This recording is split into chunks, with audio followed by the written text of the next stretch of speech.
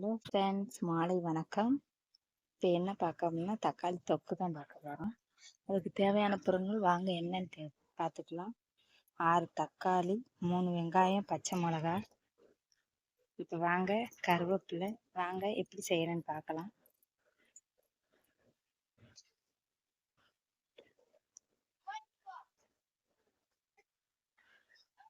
நாங்கள் யூஸ் பண்ணுறது சுத்தமான நல்லெண்ணெய். இப்போ எண்ணெய் ஊற்றிக்கலாம்.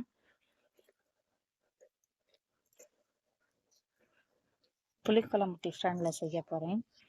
இப்போ கடுகு, கொஞ்சம் வெந்தயம் போட்டுக்கலாம்.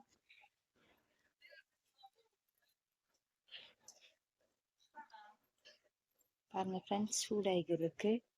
இப்போ கருவேப்பிலை சேர்த்துக்கலாம்.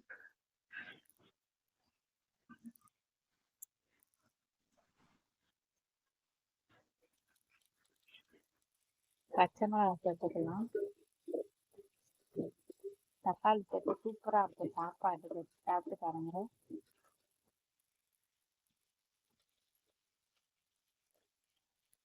இது கூட வெங்காயம் சேர்த்துக்கலாம்.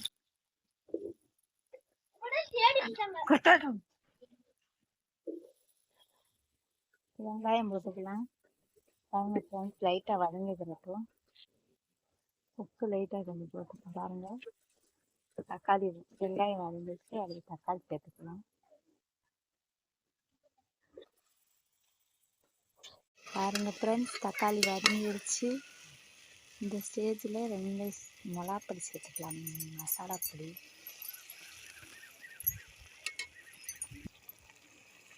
2 ஸ்பூன் மசாலா பொடி போட்டுட்டேன். யாருக்கெல்லாம் தக்காளி தொக்கு பிடிக்கும், 1 டம்ளர் தண்ணி சேர்த்துக்கலாம்.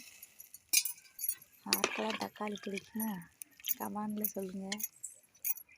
என் சேனலை சப்ஸ்கிரைப் பண்ணுங்கள், லைக் பண்ணுங்கள் ஃப்ரெண்ட்ஸ். யாராவது சிலிண்டர் இல்லாமல் அடுப்பில் சமைக்கிறீங்களோ அவங்கள லைக் கமெண்டில் சொல்லுங்கள். அவ்வளோதான் ஃப்ரெண்ட்ஸ். பாருங்கள் ஃப்ரெண்ட்ஸ், நல்லா கொதிச்சிருச்சு.